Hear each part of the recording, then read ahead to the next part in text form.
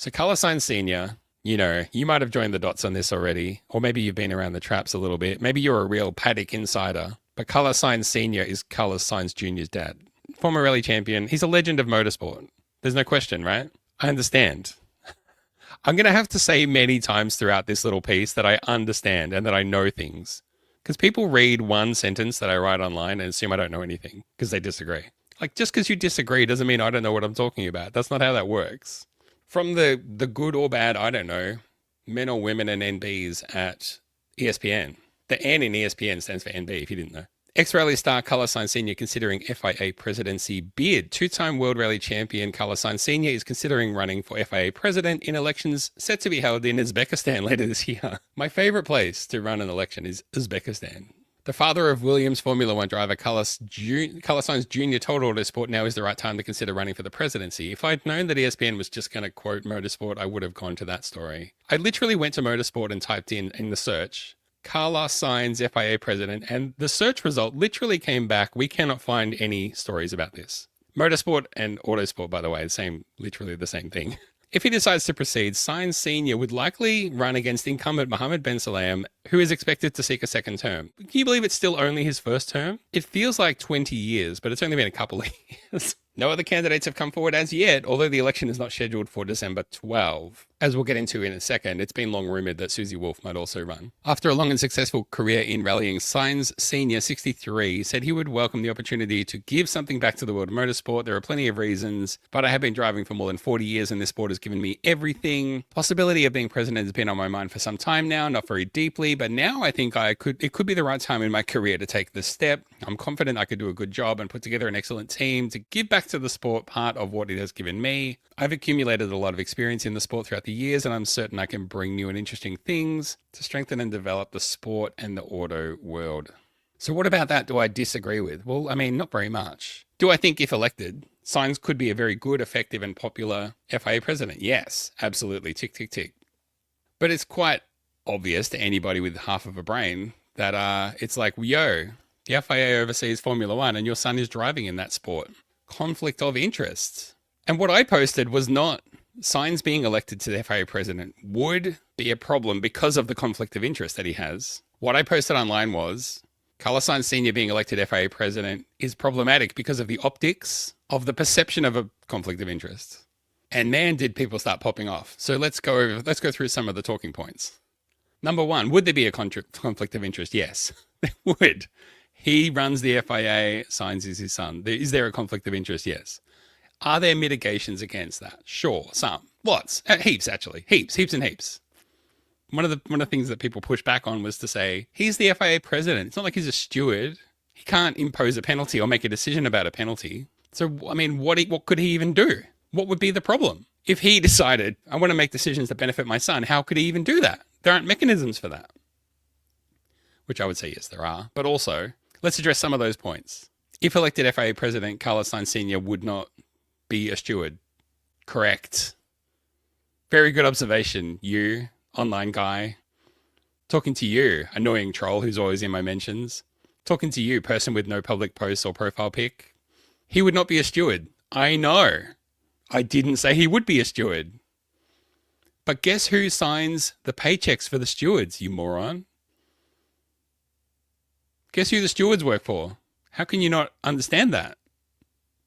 Second of all, people say Mohammed Ben Sulayem has a lot of influence over the sport and the drivers and imposes rules and penalties that disadvantage certain drivers. You only have to think of the outcry about Max Verstappen and the swearing ban when Mohammed Ben Sulayem introduced those rules and guidelines and principles and said there would be penalties if you break them. Everyone knew that they were aimed at Max Verstappen.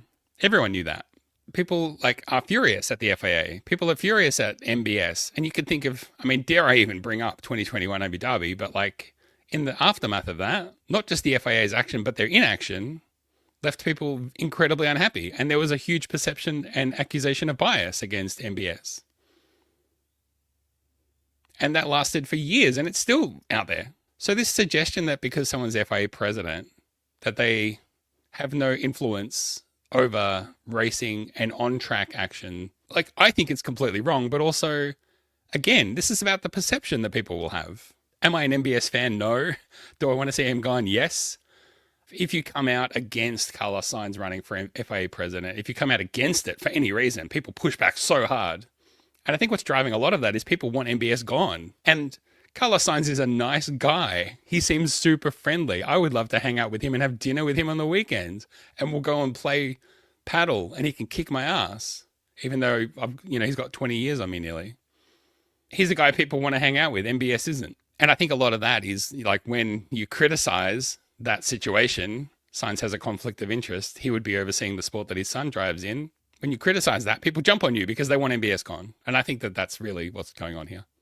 One of the other things people will say, like someone said this on Threads to me, no problem with this because the FIA president doesn't just oversee Formula One, they oversee lots of sports. There's like 12 categories and 41 subcategories or some shit like that. And it's like, yeah, again, I know. I am not unaware of that. I'm talking about the potential and probably actual conflict of interest that would exist between him and his son in F1. I'm not talking about anything else, but also saying, he doesn't have a conflict of interest in all these other cases, so that's fine. That's a dodgy argument. It's like saying, I don't deserve a fine for speeding because the other 9 out of 10 times I didn't speed. I don't deserve to be arrested for carrying this big suitcase of illegal oligarch money because the other 9 out of 10 times I didn't carry a suitcase full of illegal oligarch money. So this argument that, there's his conflict of interest in Formula One isn't a problem because the FIA also oversees other sports, that's not how that works. That's a shithouse. That's a shithouse argument. It's so shithouse that Verstappen's saying this. Mate, where's the toilet paper? Because he needs toilet paper because he's been fast shouting. So enough fast shouting about all of that shit. The Susie Wolff thing. Okay, so I was going to loop back to this, Susie Wolff. Obviously, a couple of years ago now, this really blew up into a big thing, and I wanted to cover it here, but I wanted to wait until something really developed before I got into it. But let's get into it a little bit now. There was this uproar about the suggestion that Susie Wolff and Toto Wolff might have a conflict of interest and that could be impacting Susie Wolff's work. So there was going to be an investigation launched by MBS and work out what happened and if everything was okay. There was obviously a huge uproar about that. After a lot of criticism and scrutiny and public pressure, frankly, the investigation was called off. Now, this was not an allegation of wrongdoing. It was an announcement of an investigation into potential wrongdoing. So people got up in arms about that, and okay, fine. There was this media report that there could be a problem, and MBS just wanted to investigate that. I guess if you really dive into the weeds of it, and I read that media report, which most people didn't do. A lot of people popping off online didn't even go and read the article that sparked the whole thing, but I did. And all it said was team principals were alleging that there could be a problem, and MBS wanted to find out what it was. And that was when, if you remember, all the teams started to roll out all these press releases saying our team did not report this as a problem or say that there could be a problem. The whole implication back then was that maybe MBS had trumped up this dodgy story that was based on absolutely nothing so that he could be vindictive and try and strike a blow against Susie Wolff. I don't know. Maybe he did. But he was going to investigate, and then there was going to be a full investigation, and I guess a report written up about whatever.